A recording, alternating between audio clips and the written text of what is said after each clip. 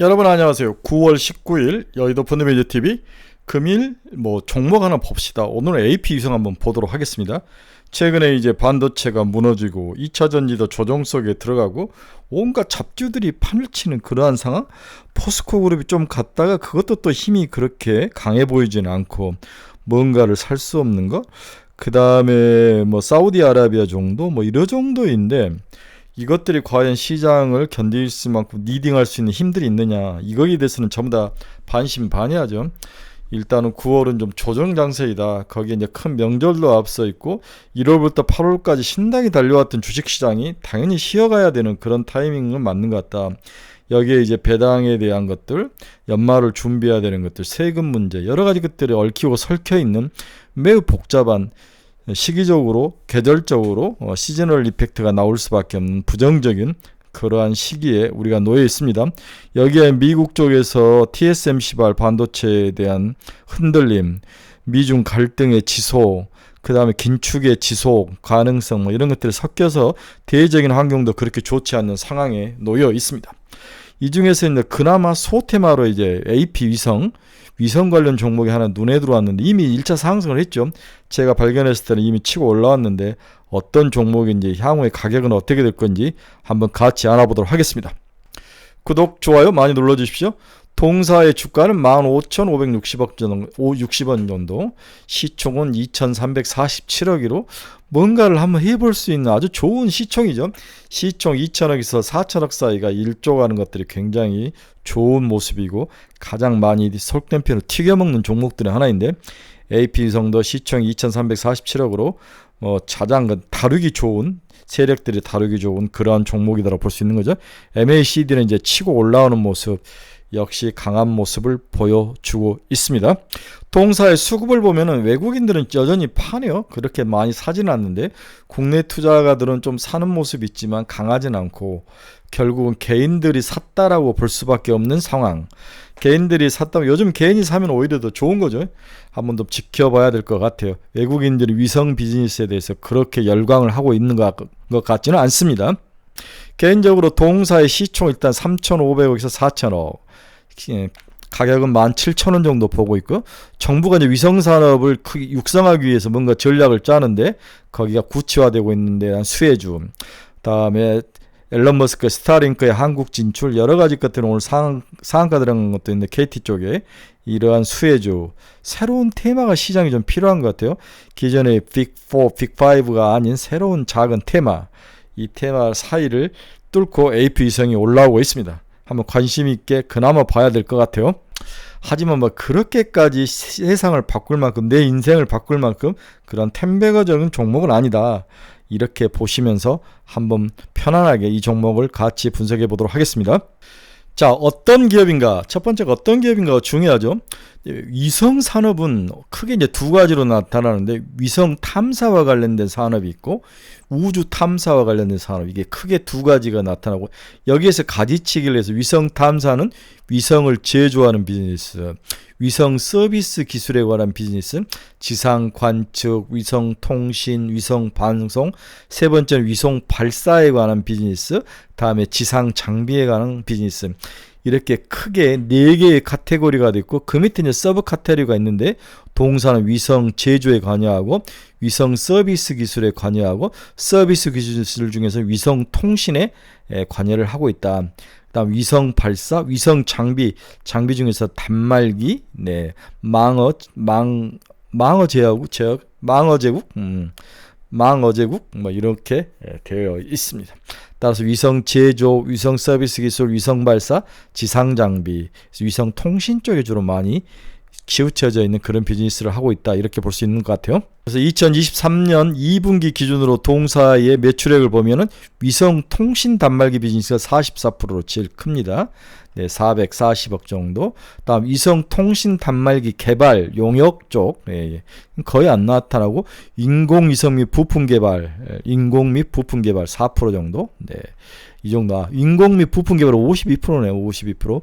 위성 통신 단말기하고 인공위성 및 부분품 개발, 이게 이렇게 크게 이루어졌는데, 결국 R&D도 많이 하고 통신 단말기를 제조 판매하는, 이렇게 봐야 될 것 같아요. 이렇게 매출액이 구성이 되어 있습니다. 동사를 이해하려면 아랍에미레이트의 뚜라야라는 그러한 위성통신 사업자와의 관계를 이해를 못하면 동사를 이해할 수 없는 거죠. LP통신은 2000년 설립되어 2016년 코스닥 시장에 상장한 위성통신 단말기 및 위성 시스템을 만드는 전문기업이다. 동사는 아랍에미레이트 위성통신업체 뚜라야와에서 18년째 위성통신 단말기를 독점적으로 공급 중에 있다. 위성 시스템 사업은 인공위성 및 부분품인 위성 본체, 대용량 저장 장치, 위성용 표준 탑재 컴퓨터, 탑재 채용 데이터 링크 등을 생산하며 주요 고객사는 항공우주항공, LIG 넥스원이 주요 고객사이다. 뚜라야하고는 위성통신 업체 단말기를 주로 뚜라야에 공급하고 위성 시스템 사업은 한국우주항공과 LIG 넥슨하고 하고 있다. 비중은 아까 말씀드렸죠. 위성통신 단말기가 45%, 위성 시스템이 55% 이렇게 매출액이 나눠져 있습니다. 그래서 통신 단말기는 아랍에미리트로, 위성 시스템은 한국 기업인 우주항공과 LIG 넥스원과 거래를 하고 있다. 이렇게 봐야 될 것 같아요. 그래서 뚜라야에 대해서 정확하게 이름이라도 좀 들어보셔야 됩니다. 동사는 국내 최초 위성인 아리랑 위성 1호의 위성체를 총괄한 루장수 대표가 설립을 했다. 초기 사업은 정부 국채까지로 인공위성 단말기를 공급하며 시작하였고 2006년부터 아랍에미레이트 뚜라야의 독점 공급 성공을 이뤄내며 위성 단말기 업체로 성장을 했다. 이후 위성통신 단말기에 들어오는 SoC 칩과 프로토콜 스택 자체 개발에 성공을 했으며 현재 IoT, M2M용 칩셋을 보유 중이다. 육지용 통신 모듈을 개발하고 있다. 이제 육지 시장으로 이미 온 거죠. 또한 주요 고객사인 뚜라야가 2018년 아랍에미레이트 야사세에 인수되면서 단말기 사업의 다각화가 진행되고 있다. 야셋이라고 그래야 하나? 야사시라고 그래야 하나? 야셋이라고 그래야 되겠죠? 네, 뚜라야가 국영기업에 인수되면서 시장을 더 넓힐 수 있는 그러한 기회를 동사가 잡았다. 이렇게 볼 수 있습니다. 따라서 현재 개발 진행 중인 신규 제품을 보면 선박용 데이터 전송 단말기, 이제 선박용 쪽으로 가네요. 군사용 위치 정보 트래커, 스마트폰용 위성 단말기 등이다. 동사의 위성 시스템 사업은 55%의 매출액을 들고 있죠. 네, LIG 넥스원하고 항공우주항공하고 거래를 하는데 2017년부터 본격적인 개발에 나서면서 탑재체 및 위성체 제작을 시작했다. 특히 2022년 발사된 누리호의 위성체 제작에 성공하며 단순 부품 납품 업체에서 위성체 제작이 가능한 기업으로 성장을 하고 있다. 이 부분이 굉장히 중요한 트랙 레코드인 거죠. 우리는 동사가 대충 어떤 기업인가를 한번 살펴봤습니다. 그러면은 동사가 지금 주가가 상승하는 매력 포인트는 뭐냐? 최근 주가 상승 이유는 뭐냐? 이 부분이 매력적인 거냐? 아니면 추가로 더 상승 매력 포인트가 이어갈 수 있는 거냐? 이 부분이 핵심 키포인트인 거죠. 무엇보다 정부의 육성 정책이 1번이죠. 이런 통신사업과 위성 관련 사업은 정부의 뒷받침이 없으면 아무것도 할 수 없는 거죠. 과기정통부 위성통신 활성화 전략 발표 K-LEO 통신연합을 구성했다. K-LEO라 그러나? K-LEO 통신연합. 위성통신용 주파수 공급을 검토 중이다. 지상 서비스와 공정 방안도 마련 중에 있다. 정부 우주개발 투자 증가로 동사 수혜가 가능할 것으로 보고 있다. 글로벌 우주산업기구 규모는 2021년 약 3,860억 달러인 반면 국내 우주산업 개발 규모는 겨우 3조 2,600억 원으로 세계 우주산업의 1%밖에 불과하다. 이 부분이 이제 핵심 포인트죠. 우리나라가 자동차도 한 10% 정도 하고 2차 전지나 이런 것들은 뭐 거의 30% 정도 하는데 우주산업, 향후 미래 먹거리에서 1%라는 것은 향후의 성장 가능성이 무궁무진하죠. 네, 매력적입니다. 정부에서는 현재 약 1%에 불과한 우리나라 글로벌 우주산업 시장 점유율을 2045년에 10%까지 끌어올리겠다는 목표를 세웠다. 이를 위해 정부 우주개발 투자액을 2021년 7,300억에서 2027년 1조 5천억으로 늘리기로 했다. 다 국내 기업들에게 수혜가 갈 것으로 예상이 됩니다. 이러한 환경에서 동사는 기수주한 다목적 실용위성 6호 탑재체 데이터 링크 및 위성체 전기 지상 지원 장비 EGSE를 개발하고 있다. 뿐만 아니라 최근 차세대 중형위성 1호, 2호 표준 탑재 컴퓨터 개발 사업을 수주한 이후에 다목적 실용위성 7호 탑재체 기기자료 처리 장치와 달 탐사 실험용 궤도선 본체 전장 설계 및 개발, 군 정찰 위성인 2호 IR 위성의 탑재체 개발에 참여하고 있다. 탑재체, 이런 거 참 발음하기 힘드네요. 향후 군정 정찰위성 사업에도 적극 참여할 예정이다. 지금 드론으로 공격들을 많이 하기 때문에 여기에 관련된 새로운 위성도 필요한 것 같아요. 지난 6월 말 기준으로 수준 잔고는 3,360억에 이르고 있다. 이렇듯 그동안 여러 위성체 제작 프로젝트에 참여하면서 동사의 실력을 검증받았기 때문에 정부가 우주개발 투자액을 증가하고 있는 환경하에서 향후 프로젝트 참여가 가능해지고 수혜가 예상이 되고 있다. 결국 정부가 머리끄댕이를 끌고 가는 거죠. 그래서 AP위성의 위성 제조 분야를 보면 위성 부품 분야에서 탑재 컴퓨터, 데이터링크, 지상 장비 이렇게 해서 위성 본체 체계 시스템 종합 기술을 가지고 있다. 이렇게 볼 수 있습니다. IBK 애널리스트 이상원 의원이 만든 자료인데 통신장비 TDS 모뎀, 통신장비 위성 휴대폰, 통신장비 에셋 트래커, 통신장비 고정형 위성 통신장비, 통신장비 위성 데이터 링크 모뎀, 그래서 통신 칩으로 이렇게 연계를 서로 시켜놓는 그러한 모습. 나름대로 기술력이 있어 보이네요. 그림으로 봐서는.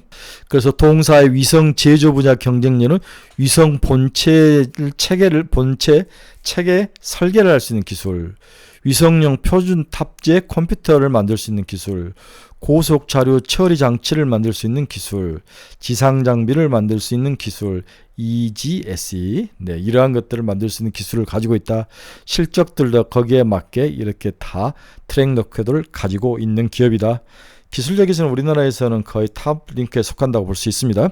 그래서 차세대 중형 위성 사업이 동사의 새로운 먹거리인데 위성 3호, 4호, 5호 이렇게 이제 참여 계획을 가지고 있는 거죠.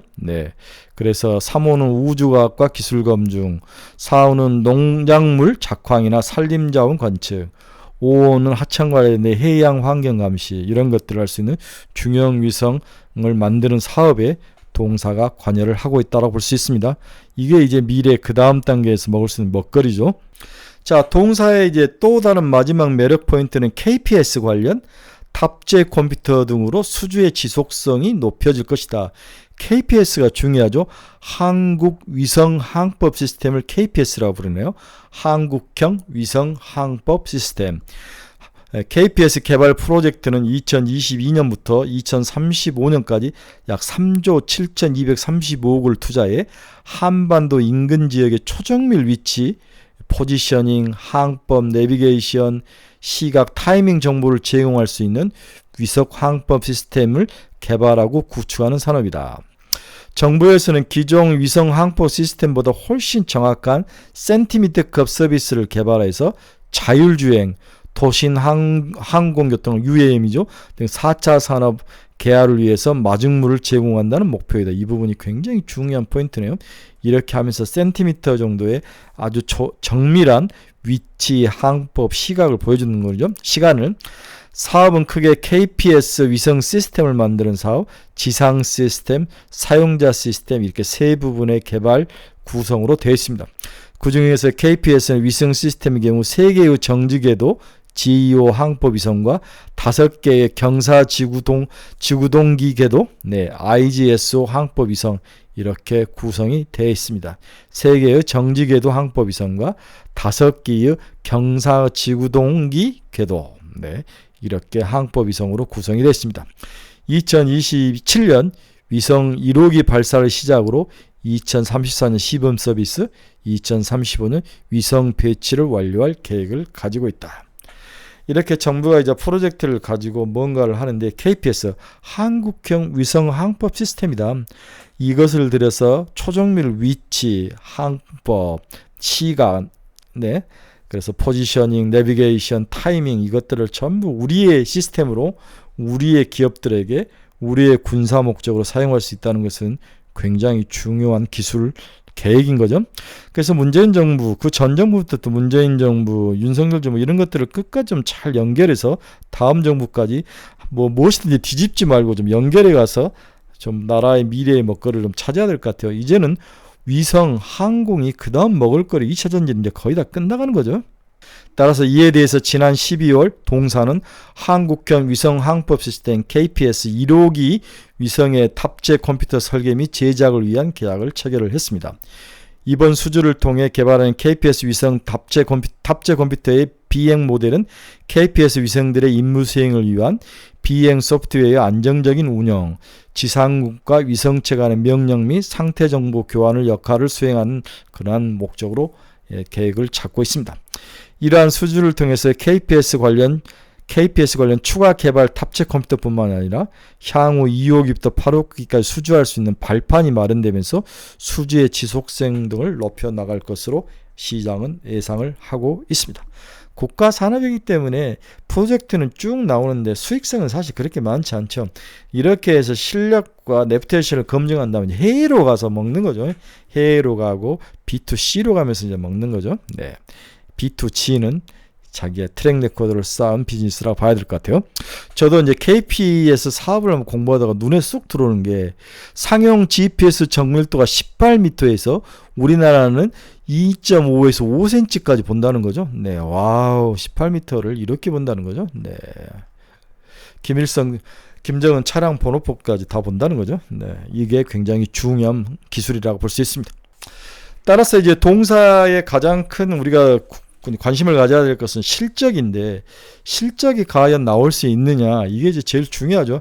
하지만 동사는 이제 미래의 먹거리이기 때문에 그로스가 더 중요한 부분이 있고 실적은 마이너스만 나지 않고 꾸준히 증가만 해준다면 나름대로 매력은 있지 않을까 그런 생각을 해봅니다. 그래서 양면으로 봐야 되는 거죠. 2023년 실적을 한번 봅시다. 22년 실적은 매출 536억, 네, YOY로 33%나 상승했네요. 영업이익 45억. 이익은 나네요. YOY로 433%. 전년 대비 큰 폭 증가한 매출액은 동사 매출의 대부분을 담당하는 위성 탑재체와 위성 단말기 두 부분의 매출이 동시에 동사의 성장에 기인을 했다. 네, 확실히 뭔가 아주 쓰레기 같은 회사는 아니죠. 특히 고마진 사업인 위성 단말기 매출액이 241억 원을 기록하면서 전년 대비 51.1%나 증가하고 전사 영업이익 증가를 이끌었다. 위성 단말기가 정말 중요한 뚜라야. 네, 아랍에미레이트. 동사 위성 탑재체 부분이 아직 BP 매출에 도달하지 못한 것으로 파악되는 만큼 위성 단말기 매출은 동사의 실적에 일단은 버팀목이 되는 것이다. 23년 1분기는 매출액 31억 원, 영업이익은 마이너스 23억 적자를 기록했네요. 전년 동기비 감소한 수치를 기록했다. 동사 위성 단말기는 통상적으로 하반기 뚜라이로부터 공급 경향이 나연히 나타나는 경향이 커서 1분기 실적 부진은 위성 탑재체 매출 하락 영향이 크다고 판단이 된다. 주로 하반기에 이제 매출이 많이 나오니까 이걸 또 커버를 해야 될 것 같아요. 동사의 지금까지 좀 실적 면에서 골칫거리 위성 탑재체 매출은 정부 프로젝트 진행 상황에 따라 변동성이 커서 분기 실적보다는 연간 실적으로 크게 길게 봐야 된다. 또한 2023년 마진율이 높은 뚜라야향 위성 단말기 매출액 증가가 기대되는 만큼 이익률 개선이 기대되며 전사 실적은 매출액 550억, 영업이익 60억 달성을 전망을 하고 있다.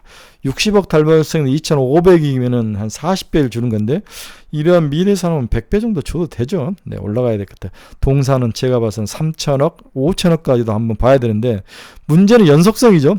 연속성이 가장 큰 문제라고 생각이 됩니다. 그래서 NL들이 동사 이익 추정을 해놓으면 23년은 60억, 24년은 70억, 25년은 80억, 100억까지 올라가는 모습. 우리가 인공위성이라는 사업이 이제 길게 보는 사업이기 때문에 단타로 보면 안 되는 거죠. 네, 이래서 동사는 17,000원 정도까지 올라오면 팔아라.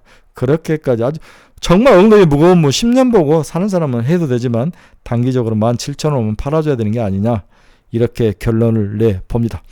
오늘 AP 위성 최근에 이제 위성산에 확 떠서 그중에 눈에 들어오는 AP 위성을 한번 봤습니다. 그렇게 나쁘진 않지만 너무 장기적이어서 지칠 것이다. 그래서 17,000원 정도 오면은 1차적으로 목표 가격이다. 이렇게 정리를 해드리고 싶네요.